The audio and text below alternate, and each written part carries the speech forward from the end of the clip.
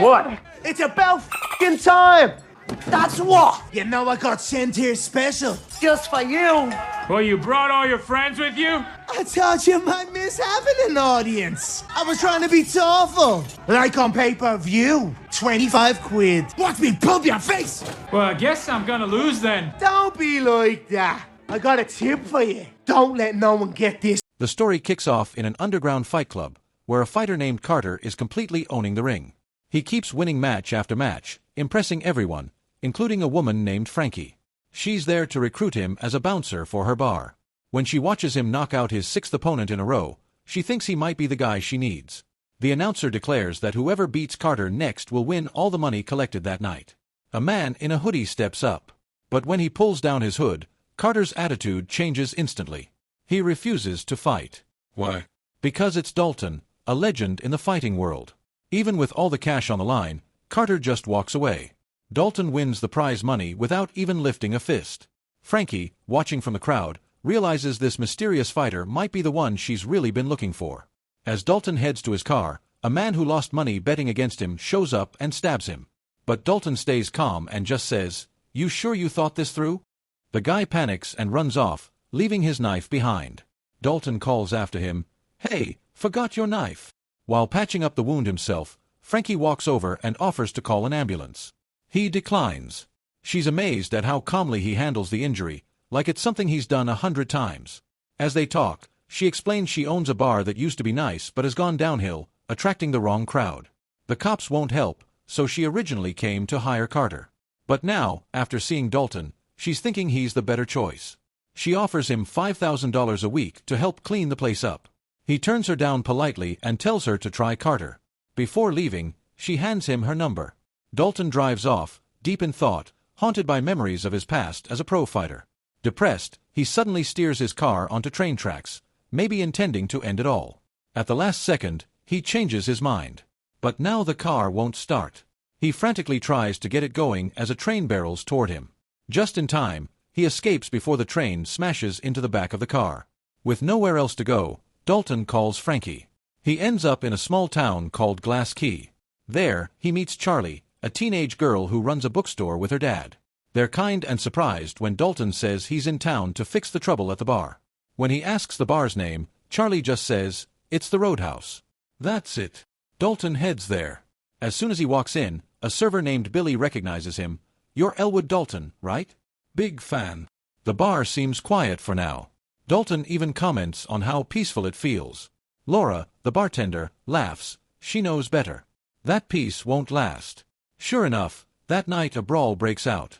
Bottles and glasses go flying, and a safety net protects the live band from the chaos. Dalton just watches from a corner, not stepping in. Later, a biker gang shows up and starts harassing customers and bothering women. Billy stands up for one of them, but the bikers threaten him. Dalton steps in calmly, trying to defuse the situation.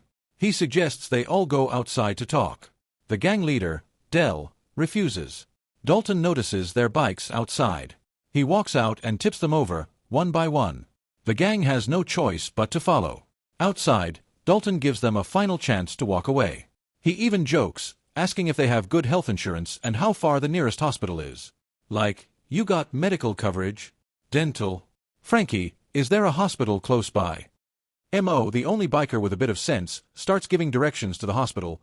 About 25 minutes, depending on traffic. But Dell snaps, "M.O., shut up." Dalton starts slapping them, one at a time. When they try to fight back, he hits hard, breaking one guy's nose. Then he offers them a chance to stop. "Let's call it a draw," he says. "A draw's basically like a win," one of the gang members says. "We both win, right?" But Dell isn't buying it, and ends up getting knocked out cold. "Oh man, I think I broke my arm." "You definitely did," Dalton replies. "But hey, good news. The hospital's just 20 minutes away." "Actually, I said 25, another one corrects." "I don't think I can ride like this," the injured one groans. "Hey Frankie," Dalton calls. "Got a car I can use?" "I do," she says, "but not for them." "Come on," he insists. "They need medical help." "I really don't care." Dalton takes her car anyway and drives the bikers to the hospital. He even helps them fill out their forms. "That one a friend of yours?" a nurse asks. "Not really, I just broke his arm," Dalton says casually. As he heads back to the car, a doctor stops him. Sarcastically, she thanks him for filling her ER with troublemakers. But his dry sense of humor makes her crack a smile. When she sees he's bleeding, she offers to treat the wound. While stitching him up, she asks if he actually likes fighting. Dalton replies, nobody really wins a fight. When she offers painkillers, he declines. Says it was his fault, and he should feel it. Back at the bar, Frankie hands Dalton his paycheck. The whole staff is still buzzing about the fight. They're seriously impressed. Dalton looks out at the view and says he didn't expect a place like this to be so beautiful. Then he asks, why is it called the Roadhouse? Frankie shrugs. My uncle had a weird sense of humor. Dalton mentions he saw a houseboat nearby and thinks of renting it instead of staying in a motel. Turns out, it's Frankie's boat. She lets him stay there for free, but warns him.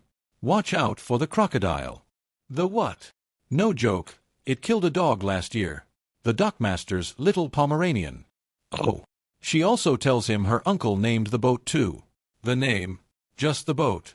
That night, Dalton dreams about his days as a UFC fighter, back when he was competing for the championship title. The next morning, Laura wakes him with breakfast. She tells him the Roadhouse has gone through a lot of bouncers, but she hopes things will be different this time. Later, Dalton heads to Charlie's bookstore to use their computer. Even there, people are talking about his fight with the biker gang. While he's browsing, a commotion breaks out nearby. The same bikers from the other night are causing trouble again. Charlie grabs a baseball bat, ready to defend the place. The gang laughs, until Dalton walks outside. The second they spot him, they back off. Back at the bar, Dalton starts to notice something. His name is spreading fast. Hey Dalton, someone says. Frankie, did we have, like, a town meeting or something? How does everyone know me? That's just how this island works, she laughs. People talk. He tells Frankie he likes her boat, but he's been having weird dreams. Boat dreams, she says. Something about the ocean messes with your sleep rhythms. Meanwhile, far from shore, the real villain of the story, the man who hired the biker gang, is on his yacht. He gets word that Dalton ruined the plan to chase away the Roadhouse's customers. Furious, he orders his goons to take things to the next level. One of his guys, M.O., suggests they wait until they're back on land. But the boss says no. Maybe you should hold off on that shave until we dock, M.O. says. But the boss insists. Of course, he ends up cutting himself and punches the barber in frustration. Yeah, M.O. mutters. Definitely dumb, not tough. Back at the Roadhouse, another fight breaks out, this time over the music. Dalton uses it as a training moment for Billy. You see the guy in the red shirt? He's got a knife tucked under his shirt. When he pulls it, step back fast and pop him in the face. Easy. He even jokes, makes you wonder why thousands of people die from knife attacks every year when all you really have to do is step back in time. To everyone's surprise, Billy actually pulls it off. Eventually, Dalton steps in to finish the job, breaking the attacker's wrist, then tells Billy to handle the rest. Over the next few days, Billy starts to take over Dalton's role, handling fights with growing confidence. Dalton just watches from the sidelines, giving tips and saving his energy for training. Meanwhile, he notices one of the bar's workers, Reef, has scars on his knuckles. It doesn't take long for Dalton to realize, Reef used to be a fighter, too. Dalton decides to pair up Billy and Reef so they can keep things under control at the Roadhouse together. With those two handling security, Dalton finally gets to relax. He watches from the sidelines, proud to see his trainees in action. One night, while helping a drunk guy out of the bar, Dalton spots the biker gang waiting outside. They shoot him a cold look before riding off. That night, Dalton has another nightmare, flashes of his UFC past. The same title match plays in his mind, the trash talk, the struggle in the cage, and then, he jolts awake. The next morning at a cafe, Dalton runs into Ellie again. Nice haircut, Ellie. Looks good on you. Oh, screw you, Frank. Should have let that burst appendix finish you, she jokes. Dalton wonders why everyone in this town seems so angry. Ellie explains that in Glass Key, people have their own rules. Loyalty and family come first, and even the cops don't always do their job. The two share some flirty banter, clearly getting past the just friends stage. After another week on the job, Dalton grabs his paycheck and heads back to his boathouse. But along the way, he notices a car slowly creeping up behind him. It suddenly speeds forward and tries to ram him. Dalton jumps out of the way, but the car reverses and hits him full force. The truck ends up hanging off the bridge's edge. Dalton sees the biker leader, Dell, crawling out of the vehicle with his girlfriend. They both run, leaving Dalton and the truck to plunge into the river. He survives the fall. When he gets back to the boat, Del is waiting for him with a shotgun. He launches into a dramatic villain speech. But Dalton moves fast, flipping a table, shattering Del's knees, and tossing him overboard. Dalton wants to settle things without killing. "Are you gonna kill me?" "Why would I kill you?" "Well, that was dumb. I'll just climb right back up." But that's when the crocodile Frankie warned him about appears. Dalton tries to help Del, but it's too late. The croc is already enjoying its snack. The next morning, police are out searching for Del's body. A local casually comments, "You won't find it. Crocs hide their food." He adds, "No one believed me when that croc got my dog, Shanty. Damn thing's been around for years." The man also mentions that Dalton probably messed with a biker's side hustle. Looks like they were involved in some shady drug operation. At the bookstore, Charlie shows Dalton a map of the harbor. Turns out, using the roadhouse for smuggling makes no sense. The reefs make it way too dangerous to dock there. As Dalton steps outside, a man walks up and flashes a gun tucked in his waistband. "Get in. My boss, Ben Brandt, wants a word." Dalton keeps calm. "If I break your index and middle fingers, you won't be able to shoot." Then, without hesitation, he snaps the guy's fingers and empties his gun. Another man steps up, but freezes, clearly terrified. "Tell your boss if he wants to talk. I work at the roadhouse. I'm there every night. And your buddy here, he'll need a doctor." The good news is the hospital's only 25 minutes away. Back at the roadhouse, Dalton questions Frankie about why Del and his gang were targeting her place. She just shrugs. Probably some turf war thing. Meanwhile, the guy with the broken fingers reports back to Brandt and admits he blew it. Brandt is fuming. His whole plan is crumbling because of one skinny bouncer. Turns out, Brandt's goal is to tear down the roadhouse and build a fancy hotel. His dad calls from prison on a prepaid line, but Brandt doesn't want to hear it. Instead, he throws his phone into the ocean. Then, like a true genius, "Go get my phone." What is wrong with this guy? He acts like a spoiled brat. Knox, a brutal and fearless fighter, is in Italy when things go south. He jumps out of a window, completely naked, after spending the night with a married woman. Instead of handling the situation calmly, he bolts, even though he probably could have just knocked the guy out. Maybe the husband showed up with backup, like some MMA legend. Either way, Knox gets a call. Brandt's father wants him to clean up the chaos his son caused. Without wasting time, Knox knocks out a street vendor just to steal his jacket, then lights the entire market tent on fire. Honestly, walking out the front door dressed would have been much simpler than this over-the-top drama. Meanwhile, back in Glass Key, Ellie surprises Dalton with a ride on her ex's luxury boat.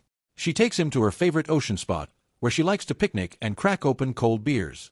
They talk about the missing biker leader, and Ellie casually mentions that no one's going to find that body. Crocodiles like to stash their meals. Do they teach that in kindergarten here? Dalton jokes. Pretty much, Ellie laughs. Dalton opens up about his problems with a man named Brandt. Ellie explains that Brandt's family is filthy rich and owns most of the land in town. When she starts asking about Dalton's past, he gets a little uneasy. But Ellie already found everything online and doesn't seem to care. Feeling more at ease, Dalton opens up a bit more, and the two grow closer.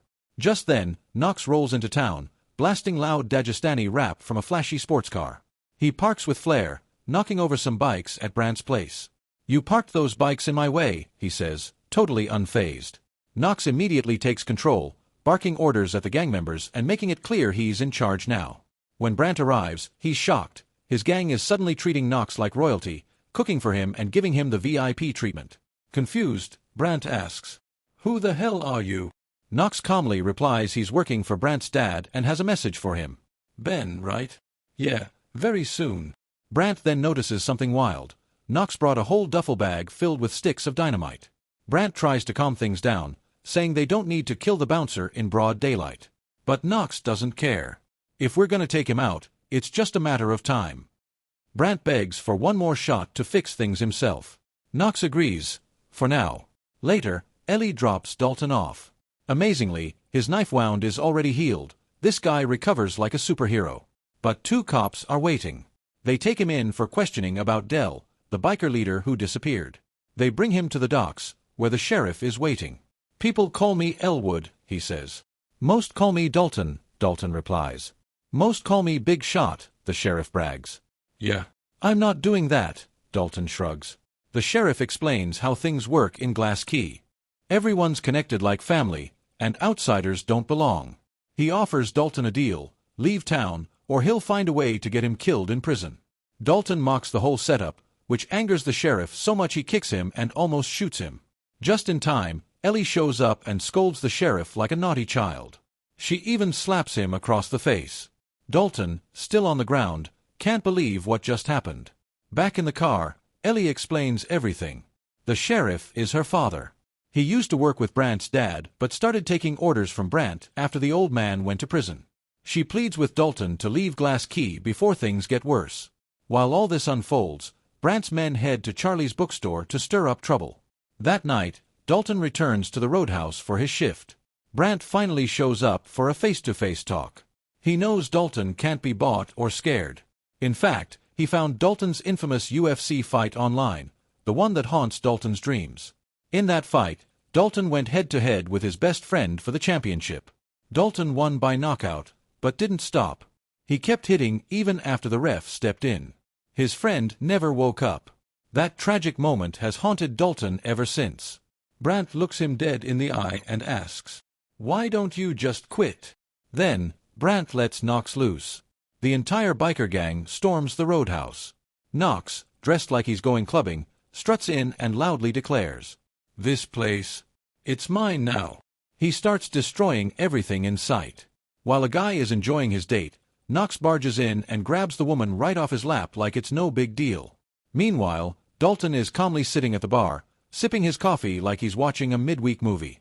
Billy and Reef try to step in and stop Knox, but Knox drops Billy with one punch.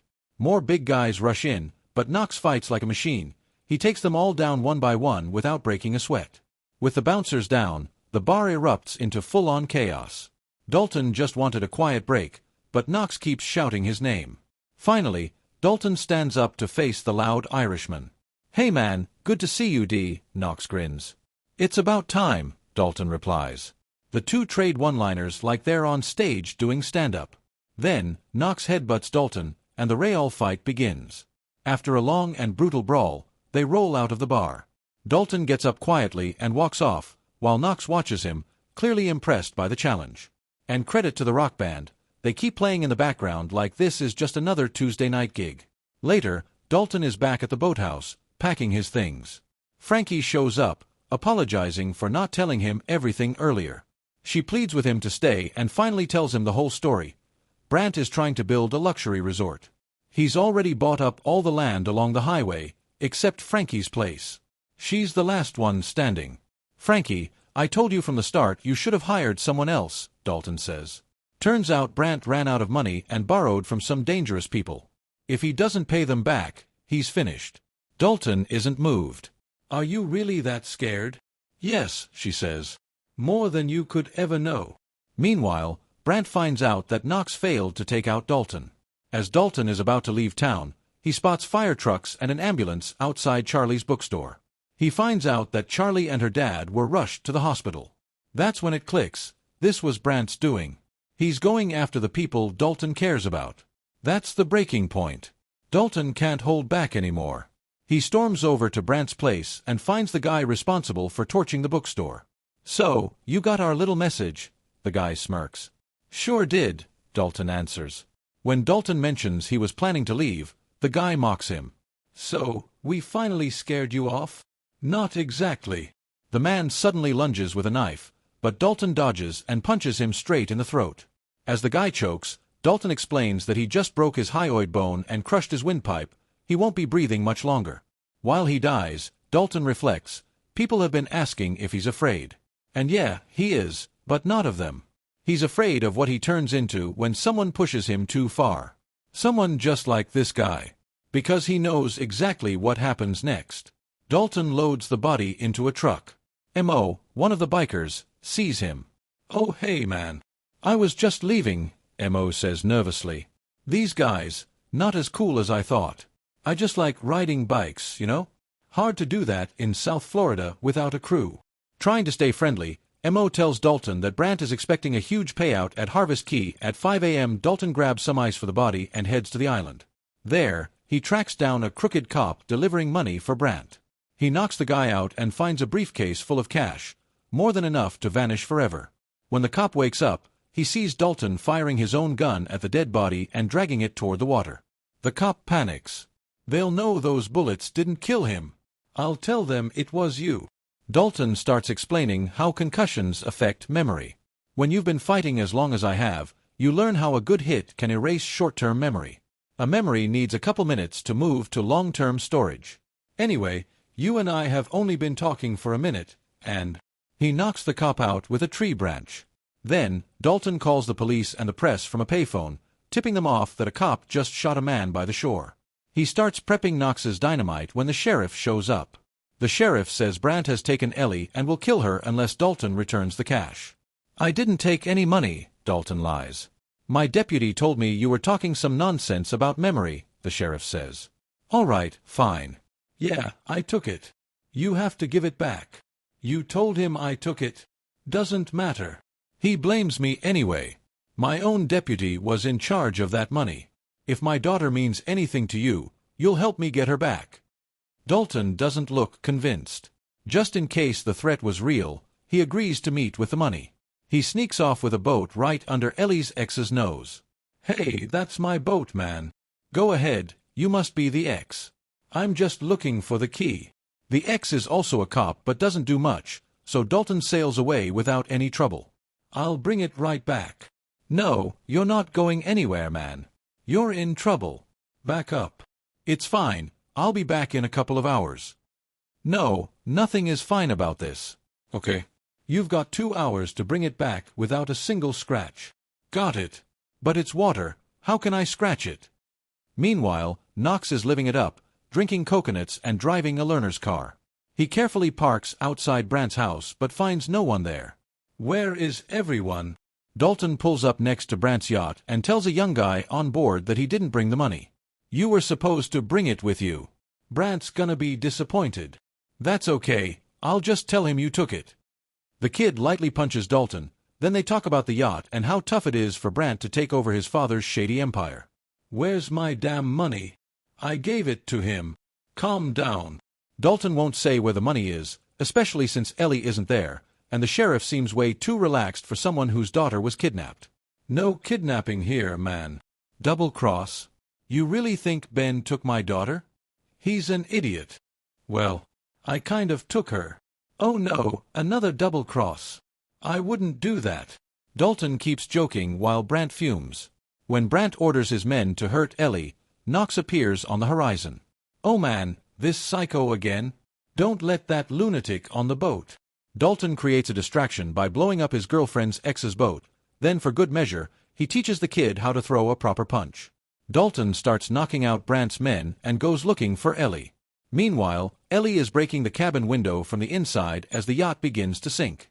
When Dalton finds her, water rushes in, and they both get swept into the ocean. Dalton fights a guy in the water while Ellie swims to a nearby boat, only to find Brandt already waiting. He grabs her and heads straight for the roadhouse, planning to destroy it himself. Knox tries to run Dalton over with his boat.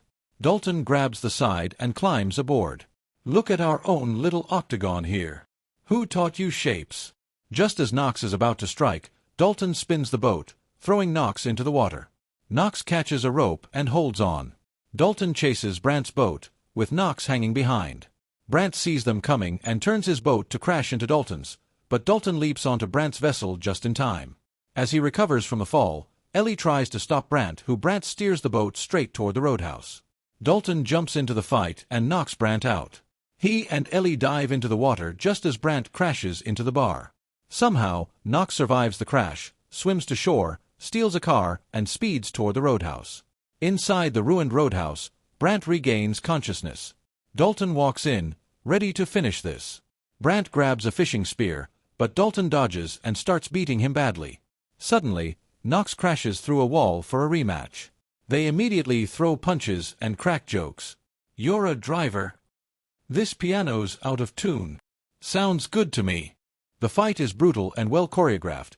Credit to Doug Liman, every fight scene in this film is a masterpiece. Dalton tries to end it with a rear naked choke, like Khabib, but this time he aims for the chin. Brant escapes and stabs Dalton with a wooden spear. Just as Knox is about to stab him again, Brant orders Knox to kill Dalton. Annoyed, Knox turns on Brant, fed up with being bossed around. This gives Dalton time to recover. Knox tries to finish Dalton with another spear, but Dalton pulls the spear from his own stomach and stabs Knox multiple times, like a Mortal Kombat finish him moment. Dalton wins. Ellie arrives just in time to see the aftermath. Dalton says, "I'm sorry." "For what?" "For saving you." The sheriff shows up, telling Dalton he'll cover for him, but he must leave town now. Ellie urges him to go too. "But you're a doctor. Shouldn't you stop the bleeding first?" He's fine, and so is she. Dalton limps out of the bar. Hours later, Frankie is still inside the wrecked roadhouse, optimistic, "We'll fix everything." In the final scene, Dalton's bus arrives. He says goodbye to Charlie. Meanwhile, Charlie's dad finds a suitcase full of cash in their burned-down bookstore. He rushes to stop Dalton, but the bus is already gone. In the post-credit scene, Knox wakes up in a hospital bed, immediately beats up the doctors, and walks right out. The film stands out with its spectacular action scenes and exceptionally well-choreographed fights. Each battle is filmed with impressive fluidity, creating a fully immersive experience for the audience. The fight scenes aren't just about throwing punches, they are filled with emotion and tension, keeping viewers fully engaged. Additionally, the quirky humor sprinkled throughout the characters' dialogue brings a fresh and lively energy to the story. These lighter moments provide a much-needed break between intense action sequences, preventing the film from becoming monotonous and adding depth to the narrative. Although the plot follows a fairly classic structure, its fast pace ensures there is never a dull moment. The direction, especially during the boat chases and underwater fights, offers a unique visual style that helps refresh the genre. Finally, the actors deliver strong performances, blending physical credibility with screen presence, which enhances the film's overall impact and believability. Despite its strengths, the film suffers from several noticeable flaws. The storyline is unfortunately very predictable and follows a conventional plotline, which weakens the impact of its twists and turns. The characters fall into clichés too often: the tortured hero, the ruthless villain, the damsel in distress, which makes it hard for the audience to form a genuine emotional connection with them. Moreover, the main characters' motivations are sometimes unclear, leaving parts of the story feeling superficial. While the abundance of action scenes is impressive, it can also be exhausting, as the relentless pace leaves little room for reflection or quieter moments. Some narrative choices feel forced, such as the rapid succession of plot developments, which gives the film a somewhat artificial vibe. Overall, it seems the film prioritizes spectacle over depth, which may disappoint viewers looking for a more nuanced story. Overall, this movie is a real treat for fans of fast-paced action and dynamic fight scenes. Although the plot is quite straightforward, its creative direction and witty dialogue make for an engaging and entertaining experience. The impressive action sequences and energetic performances make this film a perfect choice for a night when you just want to be entertained without overthinking. In conclusion, while the film shines with its spectacular action scenes and constant energy, it suffers from a predictable storyline and occasionally one-dimensional characters. This contrast between style and substance might leave some viewers wanting more, but those who primarily enjoy intense, fast-paced entertainment will still find it satisfying. It's a film that succeeds in entertaining while also highlighting the need for a deeper narrative.